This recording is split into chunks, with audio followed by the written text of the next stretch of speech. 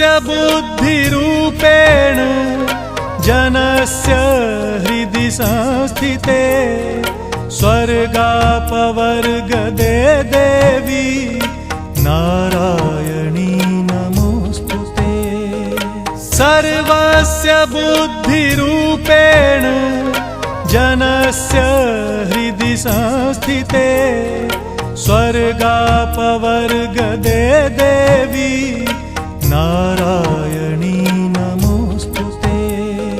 सर्वस्य बुद्धिरूपेण जनस्य हृदि संस्थिते स्वर्गापवर्गदे देवी नारायणी नमोस्तुते।